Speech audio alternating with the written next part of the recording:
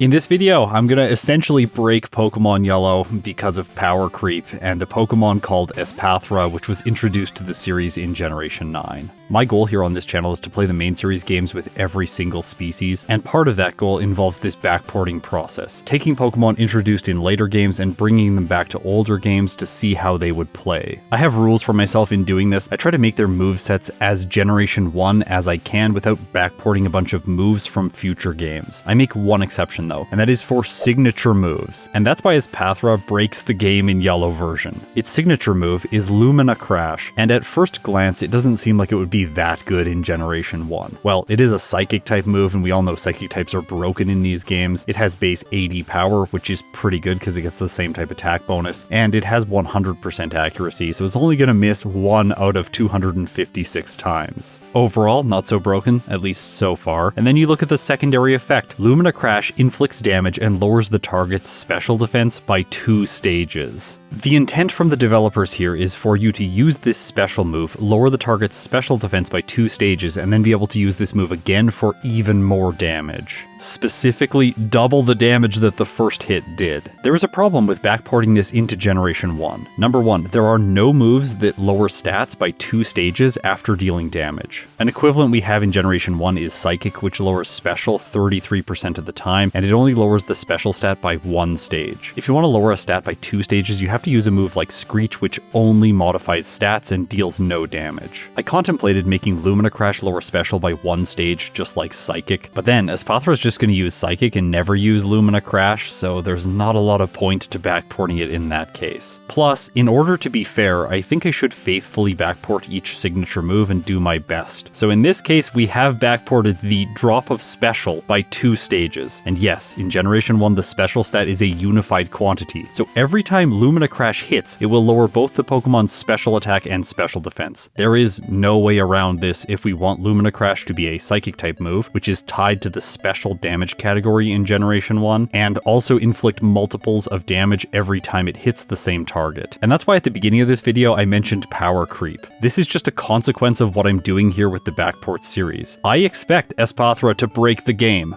That's what's going to happen just because of how Lumina Crash is designed and how that design reflects when you try to force it into Generation 1 and the constraints present within this game. So let's see how busted this turkey thing is when we put it in Pokemon Yellow and do a solo challenge with it. These are the rules, they're also in the description. Now, some of you are going to take issue with what I just said about Espathra being a turkey. It's not a turkey, it's based on an ostrich, I know that. But I wanted to mention turkeys in this video because it is American Thanksgiving, so happy Thanksgiving to everyone south of the border for me because I live in Canada. And also, as a way of celebrating the end of the year, this is the beginning of Daily December. I originally didn't think it was going to be, but then Dwundy suggested that we should do an Espathra backport for my Patreons in November around Thanksgiving, and I looked at Lumina Crash and then I got really excited about playing with this thing, and the excitement just continues when you look at its base stats and move pool. Espathra has 95 HP, 60 attack and defense, 105 speed, giving it a 20.31% chance to crit in Generation 1, and 101 special. So already there, it's kind of a monster. It gets the medium slow growth rate, which is by far the best solo challenge growth rate in all of Generation 1, and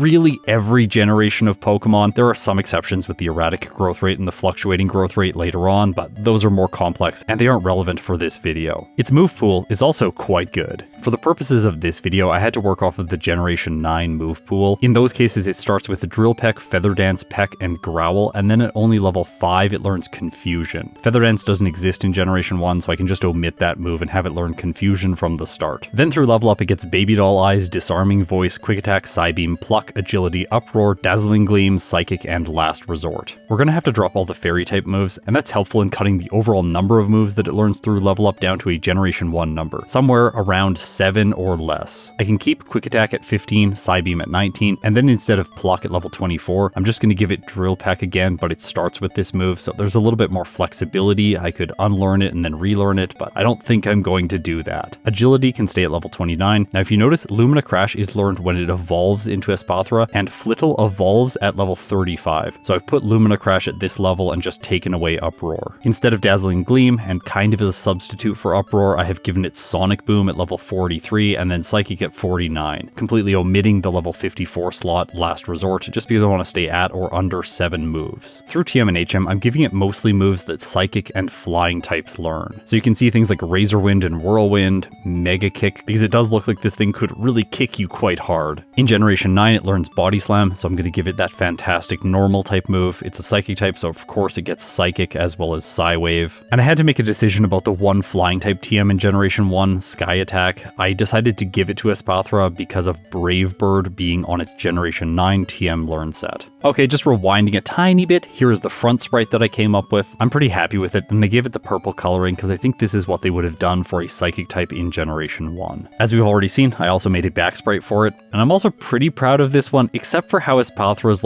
beak nose looks. I couldn't really make it work any better because there weren't enough horizontal pixels available in the back sprite. I guess I can just say that it's authentic to Generation 1 because it's fairly janky. Okay, now it's time to talk about the choices I made in my first playthrough with Espathra. I was fairly sure that it could do minimum battles to Brock, but I didn't want to try that out in my first run. I needed to collect more data with the routing software, and then I can look through the damage ranges later on. I like to go into my initial playthroughs as blind as possible. It kind of simulates how things would be if you chose to pick up this hack and play it yourself, without having a bunch of the excess software tooling that I have in order to make these videos and give you reliable data whenever I'm rambling off about damage ranges against specific Pokemon. By the way, if you do want to play this Espathra hack, check out the Discord link in the description. So in Viridian Forest, I fight some extra trainers. This second bug catcher who has 2 Metapod and 1 Caterpie, he is really fast because I have access to Drill Peck. It's great against bug types, even though it doesn't have the same type attack bonus. I also accidentally ran into this bug catcher who is a yellow version exclusive. I didn't want to fight him, but I was slightly distracted when recording this playthrough because I was doing it live with a bunch of Patreon and YouTube members supporters over on Discord. Because Espathra has the medium slow growth rate, it levels up very quickly in the early game. After the mandatory bug catcher in the forest and only 4 trainers of experience, it is already level 11. This gives it a speed stat of 31, so it's so much faster than all of Brock's Pokemon, and with Confusion, I'm sure he's going to be a walk in the park. I skipped the junior trainer and sent my Ostrich straight for Brock's Rocks.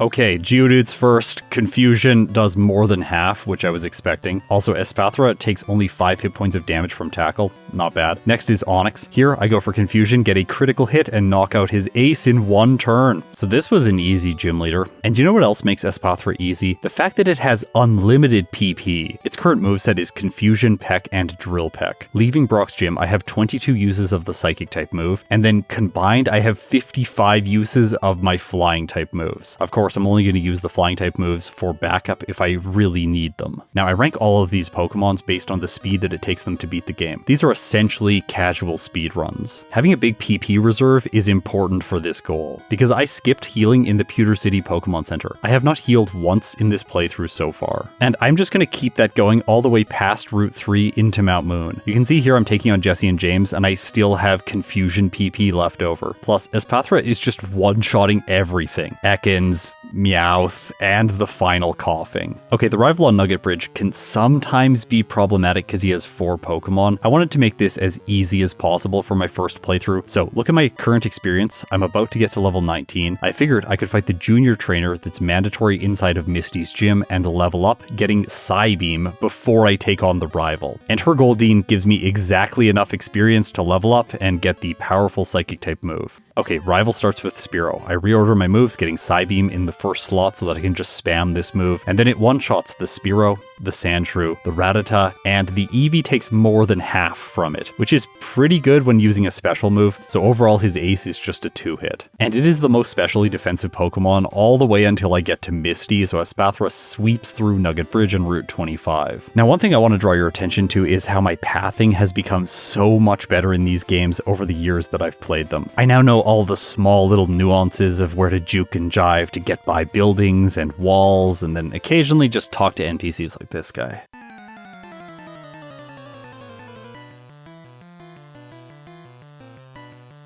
Misty leads with Staryu. Psybeam is neutral here, so I can knock it out over 2 hits. Note, I did not heal my Espathra before this fight, so that's why I'm around half health. Now against her ace Starmie is one of the few moments where Drill Peck is actually more powerful than Psybeam. However, Espathra has an advantage with a high special stat that it's not taking very much from bubble beams. Although after 2 hits from her most powerful move, I'm brought to 11 hit points. My next Drill Peck takes the Starmie down to orange health. She uses an X defend, which means Starmie will survive the next Drill Peck. Unless Espathra gets a critical hit. Yeah, it does, so Misty's done. Up until this point, Starmie was the Pokemon that survived the most number of hits from Espathra. The Drowsy on the Rockets team is another Pokemon that takes 2 turns to knock out. I use Quick Attack here. I have taught it to Espathra, but it's basically useless. Espathra one-hits all of Sandy's Pokemon, so I don't have a risk of Sand Attack. On the SSN, I play safe, grabbing Rest, Body Slam, as well as the Gentleman Candy. I teach Body Slam to Espathra in the place of Quick Attack, and while this move usually is Body Spam in Generation 1, I don't think I'm going to be using it very much in this playthrough. So far on the run, having access to a fantastic move like Drill Peck hasn't really helped. I mostly just want to be spamming Psybeam and Confusion against all targets. So in the next section of the game, let's just examine Body Slam and see if this move can have a place on Espathra's set. The rival is really simple. He's fallen behind on the level curve. Psybeam one-shots his first 3 Pokemon and then once again 2-shots the Eevee. Although it's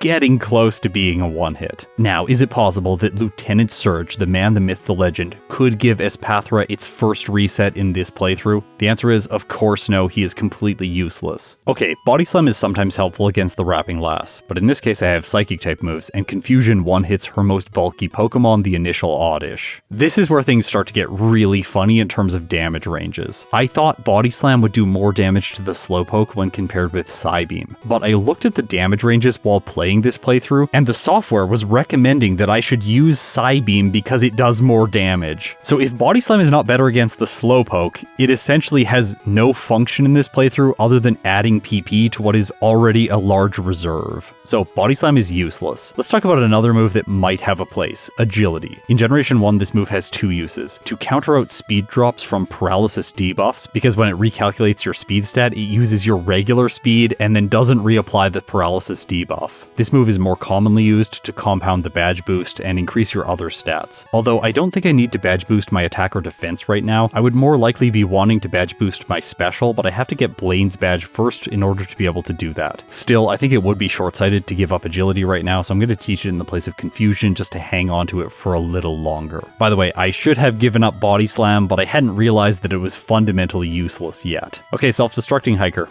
No problems. Psybeam is great. And now that Espathra has made it to Celadon City, it's going to get even better. I play conservatively, grabbing the rare candy inside of the Rocket Hideout, and then I buy 2 calcium to increase my special stat. Okay, it's about time to get Psychic, but before that, I want to talk about a small optimization I have made in my playthroughs. Usually I would use my calciums right after buying them, but I'm not doing that anymore, and I would also typically reorder my bag when I'm in Pokemon Tower. However, you can do all of these actions in one fell swoop, because I'm going to teach Fly to Pidgey right away so that I can move around the map, then use my calcium, and after that I can reorder my bag. This is a tiny thing helping with efficiencies in these playthroughs, but I always try to do everything I can to give each Pokemon their best possible result. And of course, to get Espathra's best result, it's now going to go to Saffron City to pick up the TM for Psychic, which is a major upgrade when compared with Psybeam. I'm not sure why I didn't teach it right away before facing the rival. As a result, I have to 2-shot the Fearow, the Magnemite, and the final Eevee, slowing things down a little bit. This made me realize that I should have taught Psychic, so I put it in the place of Psybeam, and then crushed the Chandler in a series of 2 one-hits. After the tower, I head to Erica's gym. Here, Espathra is level 34. I wanted to get Lumina Crash to lower special before fighting Erica, so I use a single rare candy to level up to 35. I put the Psychic type move in the place of the useless Body Slam. Okay, Erica time.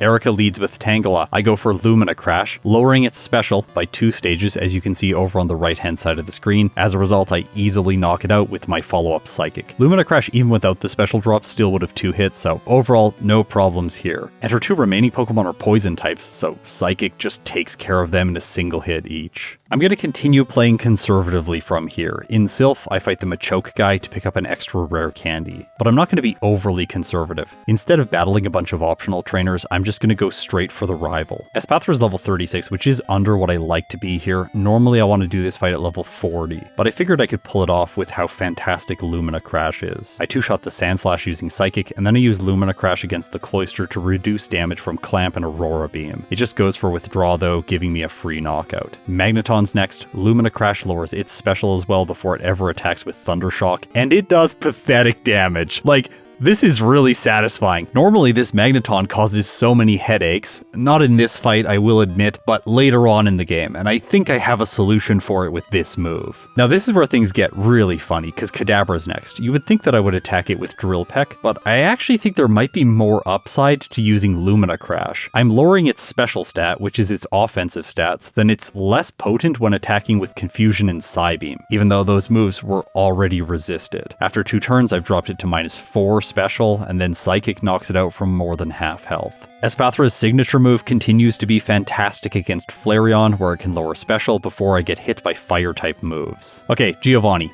He happens, I guess. Like, his Persian does survive a hit, but that's more than his other Pokemon can say. Next, I went to Koga's gym. I didn't want to fight Sabrina yet because I'm not faster than her Kadabra or her Alakazam. And by beating Koga, I'm going to get a speed badge boost. I could use agility, but I don't really want to use it if I can avoid it. In my second playthrough, I would like to replace this badge boosting move with an attacking move to have more PP and prevent heals. So I'm going to be trying to use it as minimally as possible during this first run. Okay, let's talk about the juggler inside of Koga's gym. This guy was always annoying for me to beat as a kid because I was using Butterfree, which usually only had Psybeam and Psychic at this point, and I couldn't knock out the Drowsy very quickly. It seems like Drill Peck is really great here because it's dealing physical damage and 2-shotting all the Psychic types and 1-shotting the Kadabra. I think that's the one spot where it is useful, to get rid of the Kadabra, but the Drowsy, I could 2-shot using Lumina Crash. Okay, now let's face Koga, and I have a type advantage in this fight. Venonat 1, 2, and 3 are all 1-hits using Psychic, leading to the Venomoth. I could have used Lumina Crash here to lower its special and make Psychic deal less damage, but he's always going to be choosing Leech Life because he has good AI and the Bug-type move is super effective against Espathra. This is the first time I am getting hit for super effective damage in this playthrough, and it does pathetic damage, and then I 2-shot his ace. Visual warning, Blaine's gym is next, and these tiles are not nice on the eyes, especially when playing at 4 times speed. Luckily, all the footage in my video is slowed down to 2 times speed to make things a little bit easier for all of you to see. I answer all the questions correctly, skipping all of the trainers. I haven't fought an optional trainer since Sylph and the Machoke guy, where I picked up a rare candy. With how well this run is going, I have no doubt that Espathra can beat Pokemon Yellow on minimum battles. The only question is that the best approach to take in a solo challenge like this when I'm trying to get the best possible time in 2 or 3 total playthroughs? Maybe minimum battles would make things inconsistent and sacrifice more time than it actually gains. And speaking of things that could be inconsistent or potentially hazardous, Blaine is coming up next, and in Pokemon Yellow, he is one of the best gym leaders.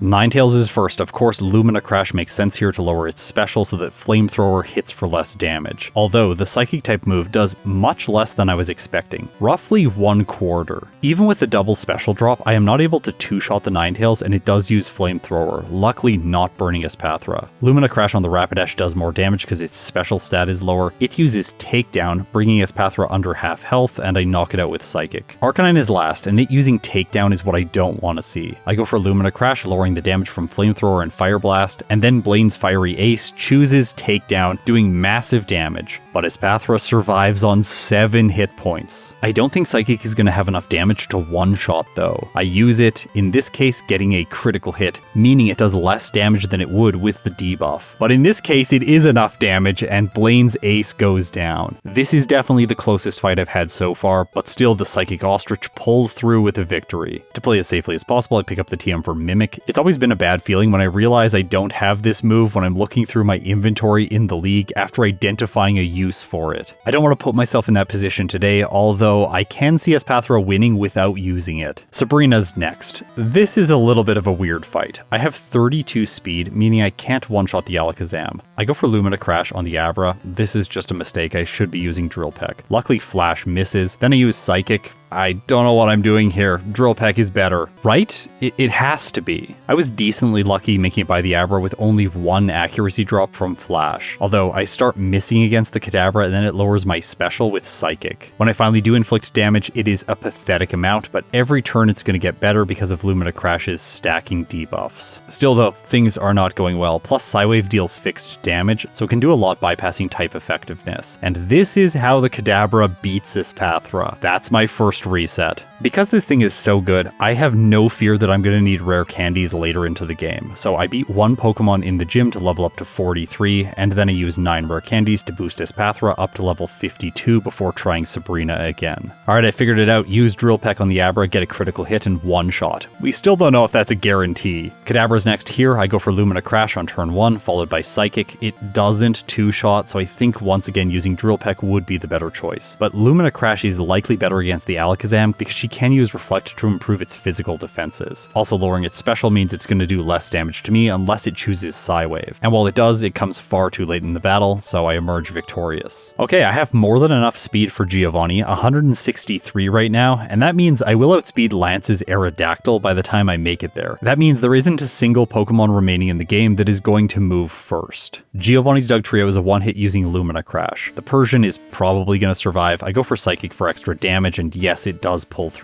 But he's sponsored by Guardspec. Nidoqueen and Nidoking are both weak to Psychic, so they are one-hits, leading me to the Rhydon with my stats intact and full health. Then Psychic gets a critical hit, and his ace crashes to the ground. Rival 6 time, one-shot the Sandslash. I use Lumina Crash on the Execute. I figured I was going to two-hit with Drill Peck just because my physical attack is not very good. It doesn't matter because I don't get paralyzed, and even if I did, I could use Agility to boost my speed. Cloyster is a two-shot, but I can lower its special, so it can't do much damage to me. Same is true for the Magneton, it just chooses Swift. Then I go for Lumina Crash on the Kadabra, stacking up damage, knocking it out over 3 turns. It's likely the case that Drill Peck is slightly faster here. Flareon is a little bit scary though, not because it can do a lot of damage after Lumina Crash, but because it can trap me with Fire Spin and cause poison damage to stack up. Luckily for me though, the trapping move doesn't last very long. I get a Psychic in, and that's that. Okay, this Pokemon was fantastic as I suspected, and it is Breaking Yellow version. Look at the clock. 35 minutes and 45 seconds while I'm pushing boulders around in Victory Road. There is the possibility to do a sub 40 first playthrough with Espathra, provided the Elite Four and the Champion don't cause me any problems.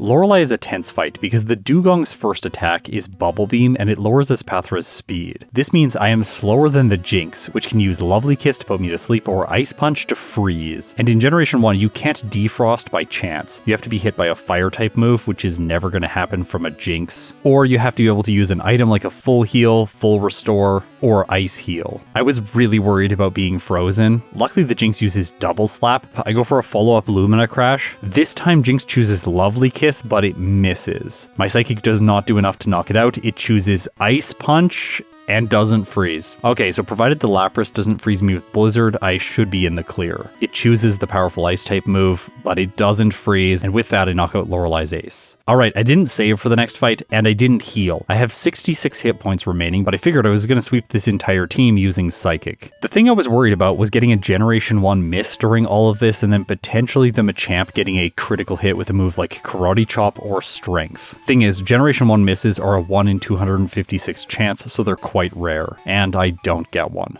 I healed before Agatha. Might as well. Psychic one-shots the first Gengar, one-shots the Golbat, one-shots the Haunter, one-shots the Arbok, and I make it to the final Gengar. If anything's gonna survive, it will be this Pokemon. Because its only 2 attacking moves are special and it does no Hypnosis, I use Lumina Crash on turn 1. This is ensuring that it deals pathetic damage if it gets subsequent attacks. Although it just goes for Dream Eater while I'm awake and then I knock it out. Time for Lance. Gyarados is first, Lumina Crash lowers its special, and then it uses Leer, lowering my defense. This does badge boost my other stats, but it wasn't necessary. I was already faster than the Aerodactyl like I mentioned before. Although, having a boost to my special might help one-shot the Dragonairs. I would like to avoid Thunder Wave from the first one. Luckily I critical hit it, so it never gets a chance to attack, and this is where I realized that potentially having Mimic during this fight to steal Ice Beam from the second Dragonair to knock out the Aerodactyl and the Dragonite quicker might be the better choice, because without it, I have to two-shot the Dragonair, exposing me to speed drops from Bubble Beam or freezes from Ice Beam. Also, if I can't one-shot the Aerodactyl, which I wasn't thinking I could, it's going to attack with something like Fly and potentially get a critical hit. I went for Lumina Crash, it doesn't one-shot, Aerodactyl uses Fly, and because my defense was lowered by Gyarados' Leer, it does do significant damage, leaving with Espathra around half for the final Dragonite. It could freeze me with Blizzard, that's That's the thing I'm most worried for, so I go for Lumina Crash to lower its special. Blizzard does pathetic damage, no freeze, and as a result, Lance is defeated. Before the champion, I use my final rare candy, and there is still the possibility of getting a sub 40-minute time. Can Espathra do it? Well, let's see. For most Pokemon, the champion is the most difficult trainer in Yellow version.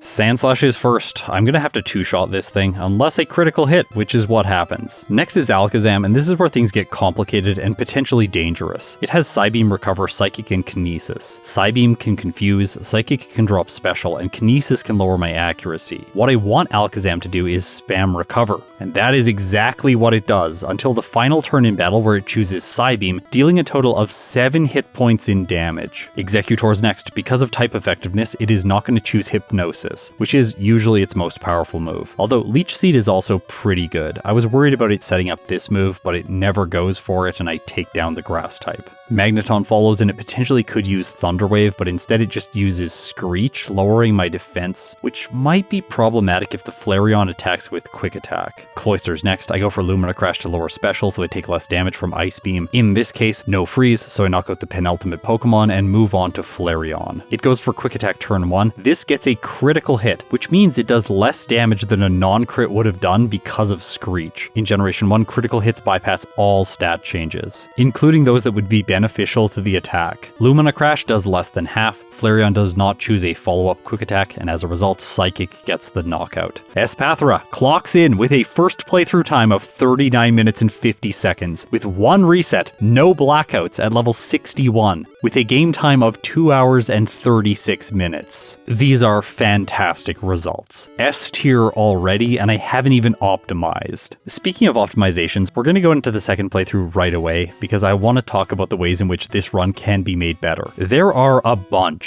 First of all, within Viridian Forest, it makes no sense to fight any bug catchers. Just catch a Pidgey and then move right to the mandatory bug catcher. Defeating him levels Espathra up to level 8, which is more than enough for Brock. Confusion has a 69% chance to two-shot the Geodude, and a 36.5% chance to two-shot the Onix. Because I didn't do additional training, if I get critical hits here, I will not one-hit his Pokemon. That's a small downside, but overall it doesn't matter. A few more turns in battle here is faster than watching a bunch of extra animations to fight multiple trainers. I don't need to level to have Psybeam for the rival. I don't want to go into the gym and then backtrack out of it. Instead, having a linear path through the game is going to be the faster approach. For Misty, Espathra has a 34.6% chance to one-hit the Staryu. The Starmie is the first instance in the playthrough where Drill Peck is significantly superior to the Psychic-type moves. It's got a 49.4% chance to 3-hit the Starmie, provided she doesn't use things like Harden or X-Defend. If she does, though, using Psybeam is going to be better. Drill Peck's damage with a regular hit is between 17 and 20, whereas Psybeam's is between 11 and 14. After one defense boost, Psybeam and Drill Peck have the exact same amount of damage.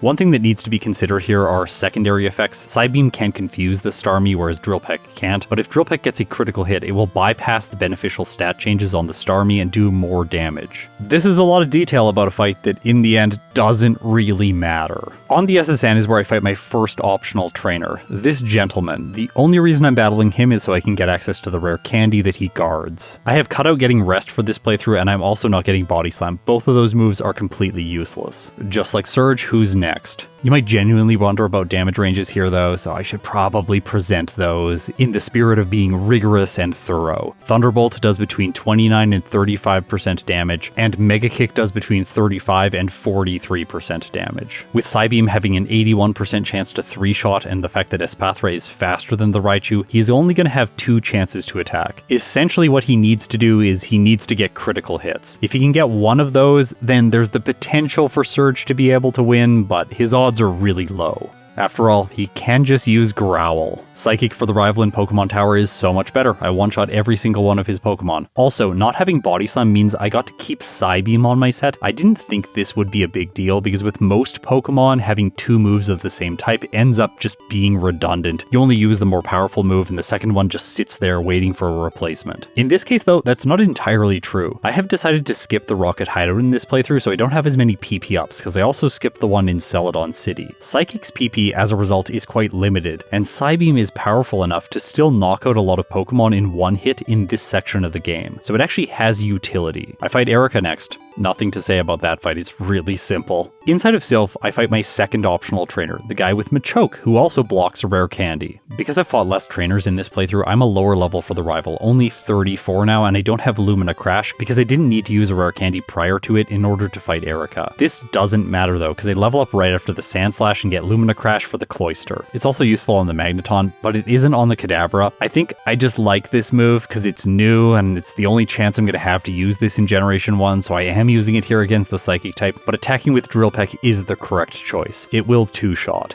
Last is Flareon, and Lumina Crash completely destroys it, followed by Psychic. Koga is essentially free. A critical hit from Leech Life would do between 35 and 41% damage. So if you crit 2 turns in a row using the Bug-type move, Espathra would still survive. And there is no world where he survives 3 hits from Psychic when it deals between 64 and 75% damage with a regular hit. Okay, as his Dark-type faints, look at my level. It's 40. Blaine is next, and he was one of the scariest gym leaders, so I used my rare candies prior to this battle to go up to level 49. All of his Fire-type Pokemon are 2 hits provided I use Lumina Crash on turn 1. This also makes the fight more defensively manageable. The worst possible case on the Ninetales is it using Tail Whip, improving Rapidash's damage with Stomp and Takedown and Arcanine's damage with Takedown. If he doesn't do that, then the fight's pretty straightforward. The higher level really makes this easy. Now, part of the advantage I had while playing this was that a bunch of other people on my Discord were also doing the run at the same time I was. I finished my playthrough first, and then I was able to look at what they were doing and identify a bunch of extra problems in the late game. For example, I got very lucky against the champion. In order to have options against him and Lance before him, picking up the TM for Mimic does help Espathra. Okay, Sabrina's next. This is where my one reset was in the previous playthrough.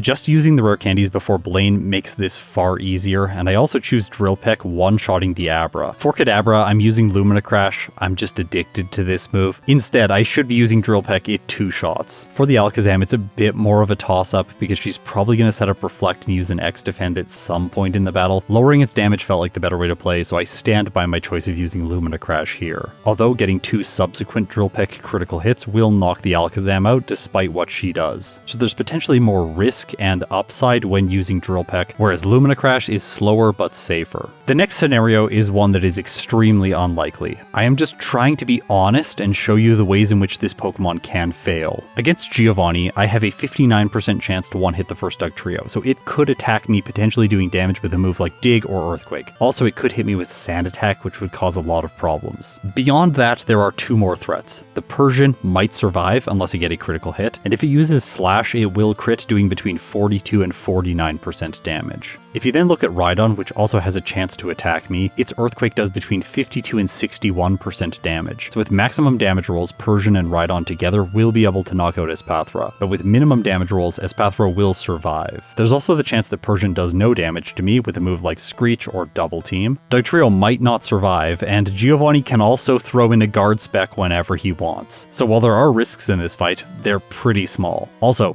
Rhydon can just use Fury Attack. This looks like a battle from Generation 2, by the way, where Blue's Rhydon likes to use Fury Attack instead of Rock Slide and Earthquake when those moves would be far better. Okay, next battle, let's talk about this one. This is a little bit annoying. The Magneton views all of its moves as neutral against Espathra when it's selecting which one to use. This means there is a 1 in 4 chance of it choosing Thunder Wave and lowering my speed. I was confused by Cloyster's Supersonic. Espathra hits itself, and then Magneton uses Thunder Wave. This is kind of all of the worst possible things coming together all at once. I do go for agility eventually on the Kadabra, but my health is so low by this point, even increasing my speed isn't going to help that much. And I level up going into the Flareon, which recalculates my speed stat and reapplies the paralysis debuff. Because of this, the Fire-type moves first, hits Flamethrower, and that's my first reset. To discuss a potential way around this, it might be possible to use Rest and Agility in combination with each other during this fight to make it a little bit more consistent, but it would slow down the battle overall. And I think it's just unlikely for the Magneton to use Thunder Wave, so you shouldn't have to worry about that. Well, unless it uses it again. However, this time I have higher health because Confusion wasn't awful, and as a result, Espathra can muscle its way through the final 2 special attacking Pokemon. Okay, here's some fun math. If you use 1 rare candy on Espathra, bringing it up from level 53 to 54, then it levels up after after every single ace during the Elite Four. This is good to know if you want to ensure that your badge boosts are going to last throughout the entire league. Starting the league with a medium slow growth rate Pokemon at level 53 or 54 will ensure that you have badge boost safety on the first 4 members. The champion is a different story. You probably want to use a rare candy before you fight him. Of all of the members of the league, Lorelei is the most intimidating. Once again, Dugong lowers my speed, which exposes me to so many chances for her to put me to sleep with the Jinx. It does happen once. Luckily, I wake up right away, just in time for her Ice type to start using Ice Punch, potentially freezing. It uses this move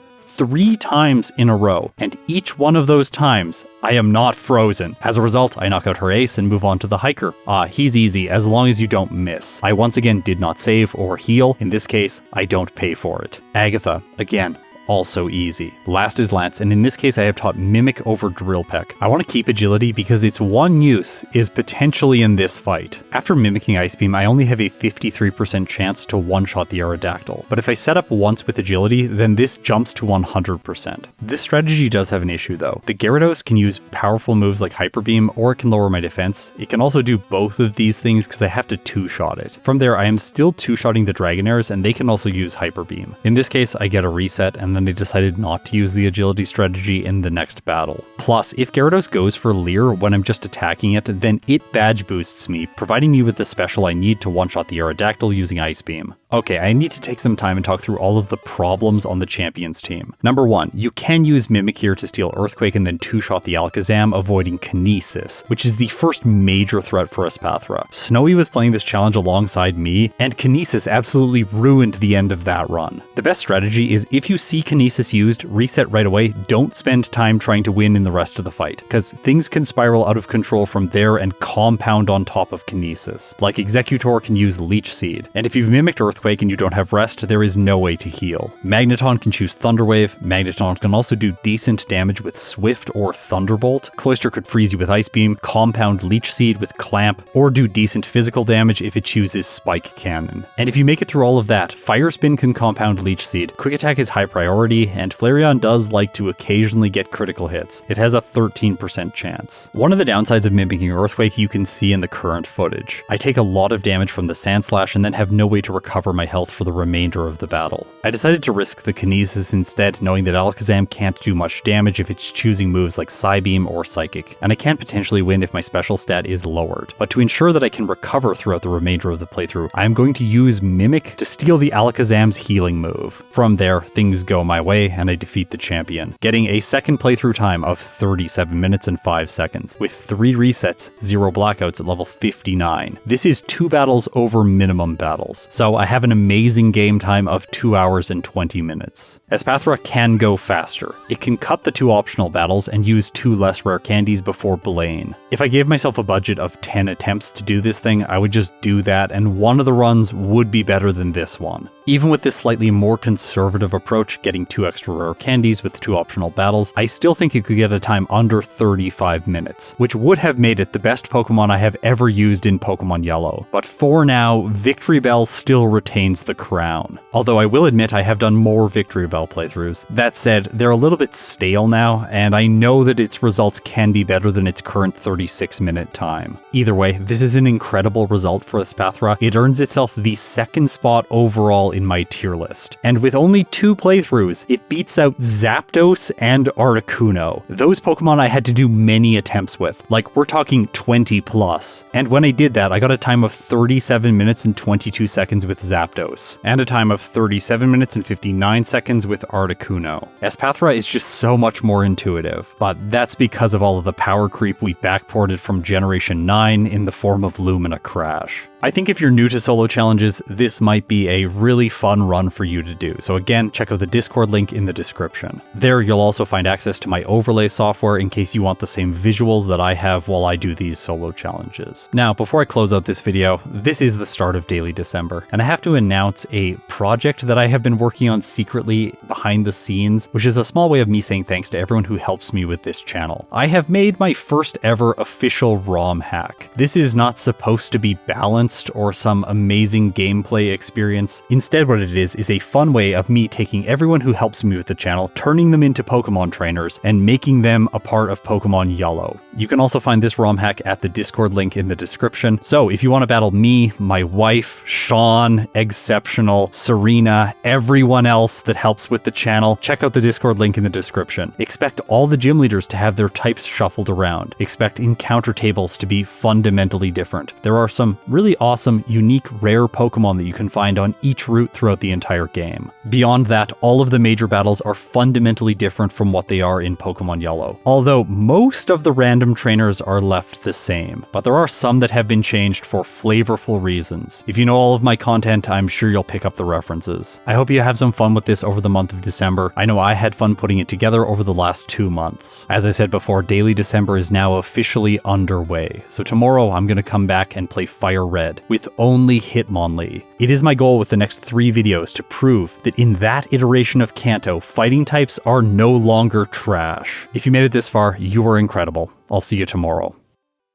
Alright, I can't believe it. I forgot the Oak section of the voiceover again. By the way, Sean and Exceptional are really starting to pick up on the fact that this happens every time I record one of these videos. And this time, the footage for Oak was even on the timeline that I used to do the narration. So I don't know how I forgot this. It's just like my brain is determined to leave this section out of the Yellow videos. Anyway, let's talk about how Oak goes. This one's a little bit trickier than I was expecting. Agility is not a great badge boosting move here, and I was trying to use it against the Executor in the first fight. This doesn't go well for me because I get hit by Barrage and Stomp, having my HP lowered a bunch. Also, since Oak has good AI, he's never going to choose Hypnosis with his Executor, meaning he's only ever going to be attacking. As a result, Agility isn't the correct choice here, and I have 1 loss. I tried just skipping Agility entirely and moving on throughout the team, just using Psychic and Lumina Crash for damage. I get burned by the Arcanine, which is a bit frustrating. Lumina Crash does less than half to the Charizard, but that means I will 2-shot, and it misses Fire Spin, which is perfect. So I have about half health left over for the final Gyarados. It's level 70, by the way, and while I can lower its special, it also has Hyper Beam, which easily knocks out Espathra, and in this case, it gets a critical hit. I tried setting up on the Executor again, and no, this is not the right choice. While I do move beyond it, the Arcanine that follows gets me. Okay, hilariously, this run is going to end in a very thematic way for my channel. I'm going to mimic Hypnosis, so I have a completely Psychic-type moveset. It's kind of satisfying. Then I can put Pokemon like the Executors to sleep, so I take no damage from them over time. I'm also going to be able to use this move against the Charizard to avoid Flamethrower and Fire Spin, and hopefully also the status condition. Then on the Gyarados, instead of chancing the Hyper Beam, I can just put it to sleep and knock it out with my powerful Psychic type moves. Alright everyone, thanks for watching. I'll see you tomorrow.